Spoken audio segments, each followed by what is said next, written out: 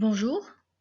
Alors, comme prévu, aujourd'hui, nous allons faire la première séance de révision avant rattrapage. On va essayer de passer en revue tous les chapitres que nous avons travaillés, étudiés tout au long de ce semestre en matière de méthodologie de recherche. Alors, nous allons commencer par le chapitre introductif dans lequel nous avons vu, la notion de base. euh, c'est quoi la méthodologie de recherche? C'est quoi une recherche? Pourquoi on parle de méthodologie? Pourquoi on s'intéresse à la méthodologie? Pourquoi on s'arrête sur la méthodologie alors qu'on a plutôt l'habitude de s'arrêter sur les résultats?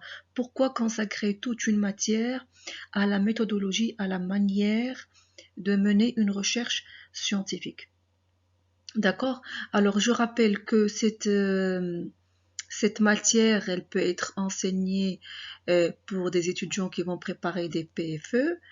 Elle peut aussi être enseignée à des doctorants ou des étudiants qui veulent préparer des thèses de doctorat. Bien sûr, le contenu va être différent selon l'objectif. Est-ce que l'objectif, c'est de savoir rédiger ou produire plutôt un bon PFE ou bien réaliser une thèse de doctorat? Bien sûr, comme on est dans une école de commerce, le cours est plus orienté vers la production des projets de fin d'études.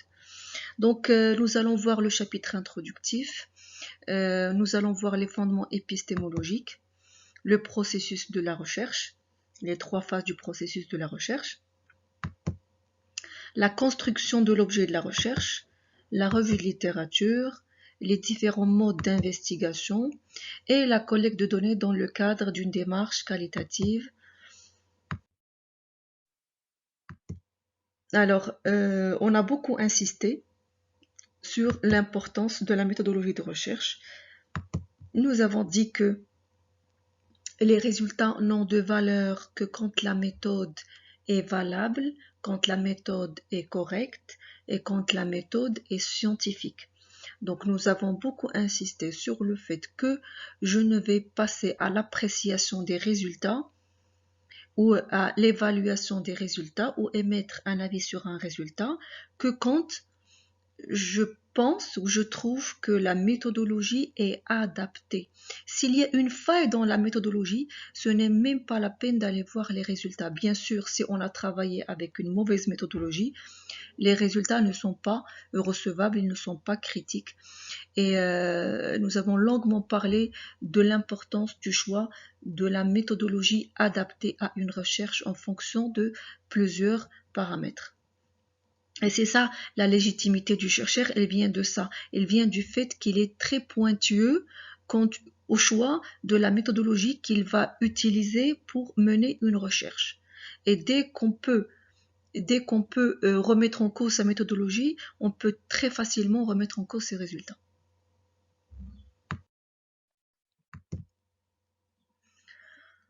Donc, dans le cadre d'une recherche, il s'agit de la construction d'un objet de recherche. Et il peut avoir plusieurs objectifs, hein. On peut vouloir explorer un phénomène, résoudre un problème. Résoudre un problème, c'est surtout le cas des étudiants de 5e année qui vont intégrer une entreprise, passer un stage. Alors, on ne va pas dire résoudre un problème, mais participer à la résolution d'un problème. Questionner ou réfuter les résultats fournis par les travaux antérieurs ou une thèse antérieure, expérimenter un nouveau procédé, une nouvelle méthode, une nouvelle solution, une nouvelle manière de calculer les coûts, une nouvelle manière de gérer, une nouvelle manière, tester cette nouvelle méthode, appliquer une pratique à un phénomène, décrire un phénomène. La description, elle peut être l'objectif d'une recherche, mais à votre stade, la description seule ne va pas être suffisante. Elle peut être combinée à un autre objectif. Par exemple, décrire et résoudre, décrire et explorer, décrire et expérimenter. Expliquer un phénomène. Bien sûr, on peut combiner plusieurs de ces objectifs. Alors, nous avions aussi défini ce que c'est qu'une recherche. Un processus dynamique. Dynamique, il n'est pas figé. Une démarche rationnelle qui permet d'examiner Rationnel, nous avons dit qu'il y a la notion d'objectivité, le rationnel dans le sens où le chercheur n'a pas à s'impliquer, à exprimer son avis personnel ou son opinion. Il permet d'examiner des phénomènes, des problèmes à résoudre, obtenir des réponses à partir d'investigations. Alors, quelles sont les caractéristiques de ce processus? Il est très rigoureux, il est défini de façon très précise par la communauté scientifique et l'objectif ultime, c'est de produire de nouvelles connaissances. Alors, la recherche, elle peut être définie comme étant l'exposé d'un problème, d'une problématique dans le domaine des affaires, tel que les dirigeants ont dû réellement l'affronter.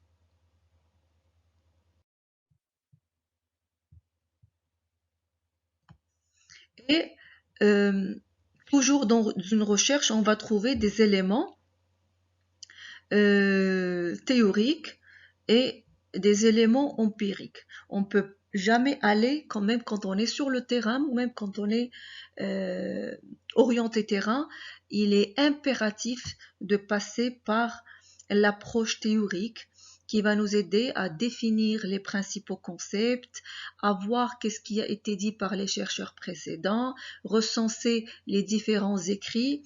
L'approche théorique, elle est indispensable même si on fait un travail de terrain, un travail empirique.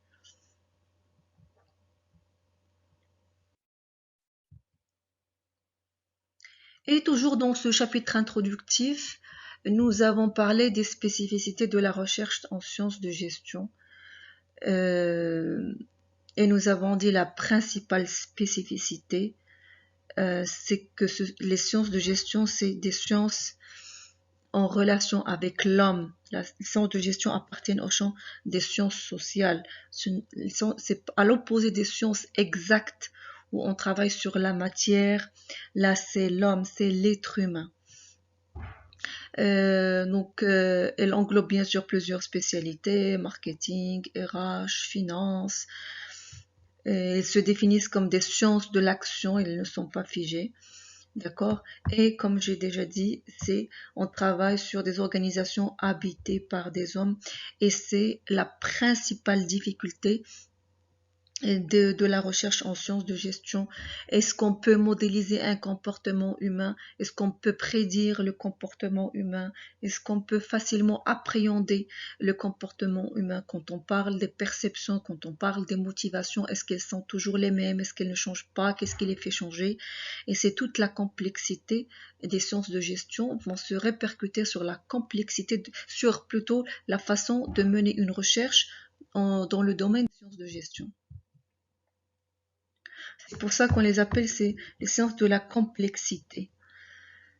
Il y a toujours des interactions entre les acteurs, il y a toujours des va-et-vient, il y a toujours des imprévus. Et aucune explication ne peut vraiment restituer la réalité plurielle des situations et le comportement indécis des acteurs, quel que soit le niveau de précision du modèle que nous allons construire si on est dans le quantitatif, ou quelle que soit la précision de l'étude qualitative que nous avons menée, on ne peut jamais être sûr à 100% d'être dans ce qui correspond vraiment à la réalité de l'être humain. Donc on essaye juste de s'approcher de cette réalité.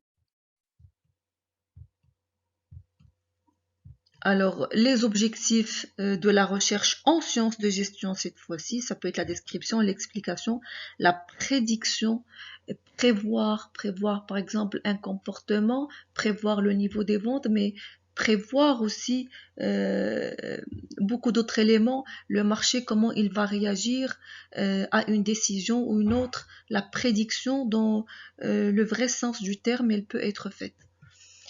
On peut pratiquer un changement, on peut maîtriser quelque chose qui est déjà mis en place, mais on va essayer de le perfectionner. D'accord, donc comme il s'agit d'une révision, on ne va pas s'attarder sur tous ces éléments. Et bien sûr, une recherche peut avoir plusieurs de ses objectifs, hein. La prédiction, la description, l'explication. Alors le transfert des résultats, d'une recherche peut se faire de plusieurs façons plutôt. Pour les étudiants en 5e année, le transfert des résultats se fait selon deux sens, principalement le transfert de résultats.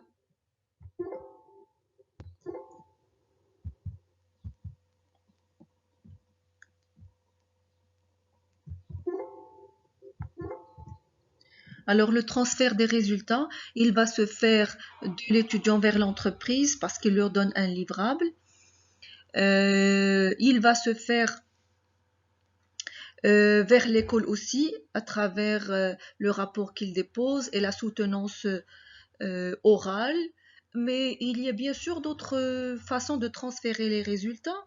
Rien n'interdit à un étudiant de publier sous forme d'article son travail et le faire publier dans une revue connue pour ça.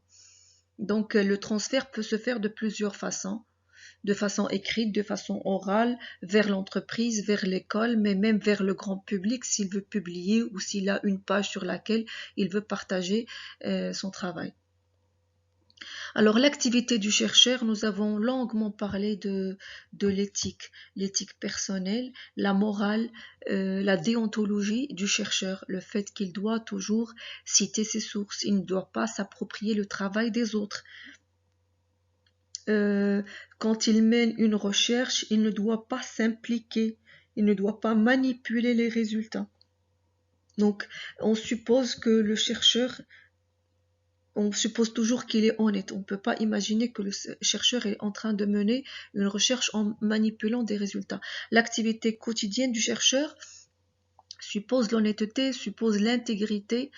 Donc c'est pas parce qu'il va trouver une erreur ou il n'a pas trouvé la corrélation qu'il cherchait qu'il doit aller travailler sa base de données pour avoir les résultats qu'il veut lui.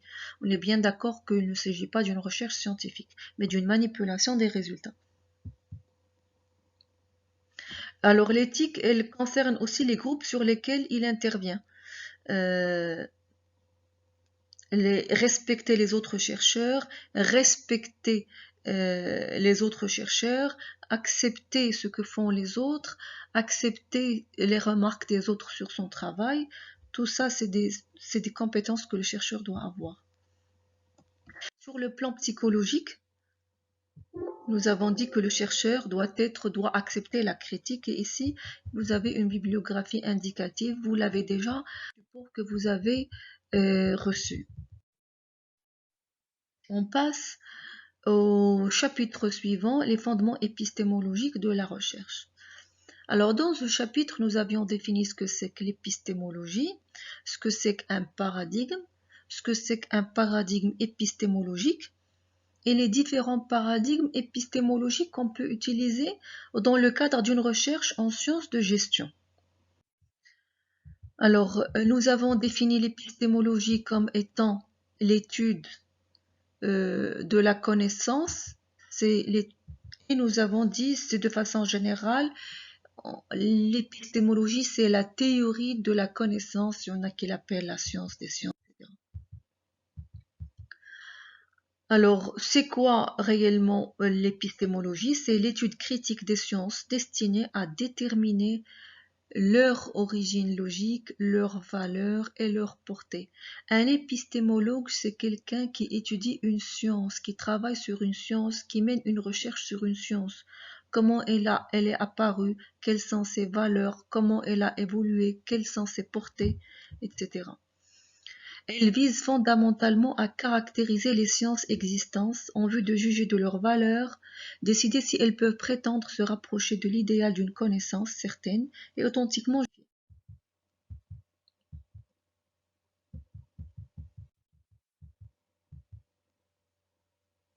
Et donc c'est une discipline philosophique qui établit les fondements de la science.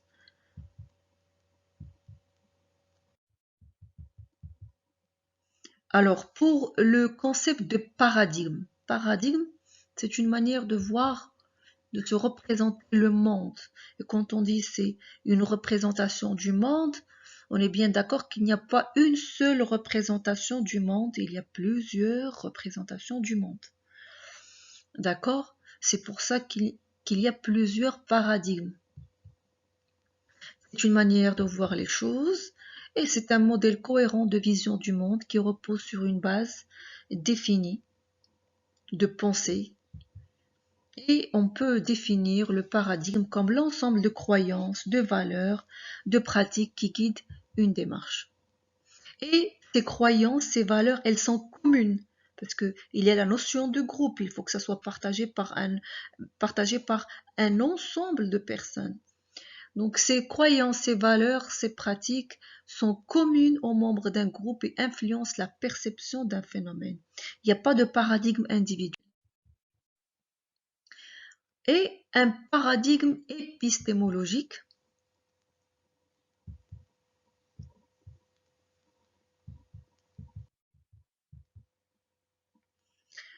Donc, la posture épistémologique, c'est le paradigme sur lequel repose une argumentation scientifique. Donc, l'argumentation scientifique que je vais mener, elle repose sur quelle façon de voir le monde. Nous avons dit qu'il y a plusieurs façons de se représenter le monde. Et mon argumentation scientifique va dépendre de ça, va dépendre de cette façon de se représenter le monde. Est-ce que je pense que la réalité est unique? Est-ce que je pense qu'elle est plurielle? Est-ce que je pense qu'elle existe déjà? Est-ce que je pense qu'elle doit être construite? Et tout ça va influencer mon argumentaire et ma façon de faire. Un paradigme épistémologique est une conception de la connaissance partagée par une communauté et repose sur un système cohérent d'hypothèses fondatrices relatives aux questions qu'étudie l'épistémologie. L'adhésion à un paradigme est un phénomène sociologique. C'est un phénomène sociologique. Le fait d'adhérer à un paradigme plutôt qu'à un autre paradigme, il est justifié par des raisons purement sociologiques. C'est ce qui fait qu'il y a une genèse d'une communauté de pensée, de méthodes, d'objectifs autour d'outils communs adaptés à un paradigme. Alors, le choix d'un paradigme épistémologique en sciences de gestion. Il y a plusieurs paradigmes épistémologiques qu'on peut suivre, mais il y a 3 grands courants, on va dire, les plus utilisés. C'est le paradigme positiviste, le paradigme constructiviste et le paradigme interprétativiste. On va voir en quoi consiste chacun de ces paradigmes.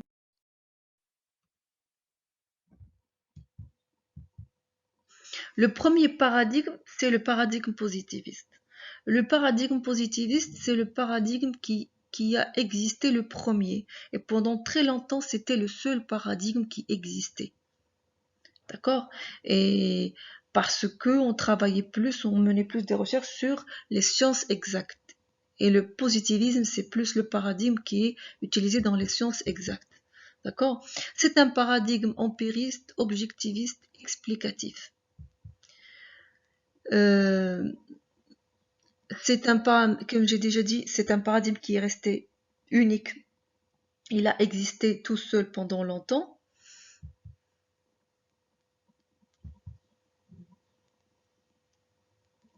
Alors, ce qu'il faut surtout, si vous voulez le résumé de ce paradigme, c'est que il est nécessaire de s'en tenir aux faits uniquement. C'est-à-dire ce qui est réel, ce qui est observé, donc selon ce paradigme, la réalité elle existe déjà. On n'a pas à voir ou à interpréter quelque chose qui n'existe pas.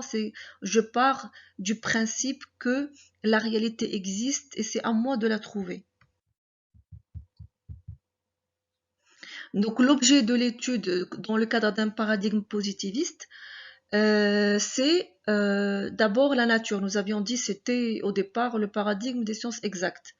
La nature, la physique, la matière. D'accord? Par la suite, bien sûr, il a été repris même par les sciences sociales et les sciences humaines, ils utilisent ce paradigme. La mission fondamentale du positivisme, c'est de généraliser la science réelle.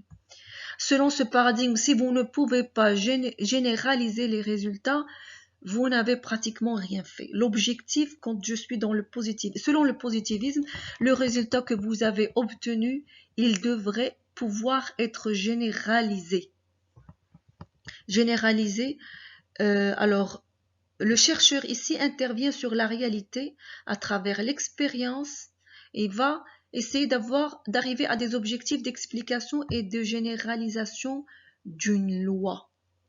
On cherche la généralisation. Et bien sûr, on est dans l'objectivité suprême. Donc, il y a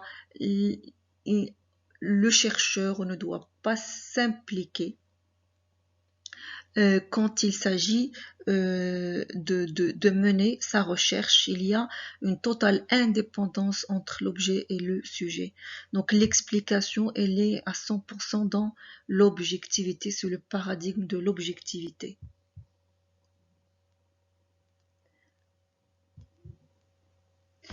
Dans le paradigme positiviste, on cherche généralement une logique de cause à effet, des variables explicatives, des variables à expliquer. Et on va chercher l'impact d'un élément sur un autre. Et après avoir trouvé cette corrélation, on va chercher à généraliser, établir des lois. C'est ça les principes généraux d'utilisme.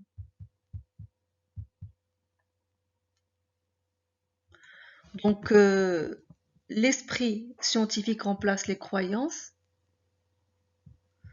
Le but de la science, c'est d'expliquer cette réalité. La réalité peut être observée de l'extérieur. On suppose que la réalité existe et elle est observée.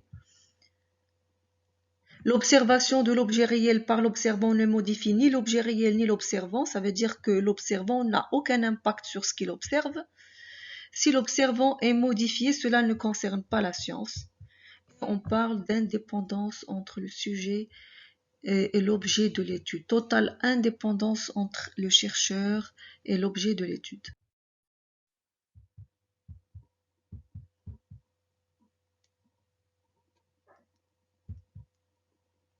Alors, quelle est la méthodologie la plus adaptée au positivisme, au paradigme comme positivisme? On va utiliser des techniques quantitatives, des instruments de mesure, des échelles de mesure. On va être dans le quantitatif. Alors, il faut aussi réduire les biais du chercheur au maximum. Les biais du chercheur ne sont pas acceptés dans le cadre du paradigme positiviste. Et le mode de raisonnement le plus adapté, on va voir par la suite les modes de raisonnement, c'est le mode de raisonnement déductif. On peut aussi suivre la méthode hypothético-déductive. Donc, on peut observer, déduire, prédire, parce qu'on cherche à généraliser. Alors, le paradigme interprétativiste, donc je pense on va s'arrêter là et dans une autre, pour que ça soit pas lent, dans la vidéo prochaine, je vais commencer la révision à partir de ce paradigme interprétativiste.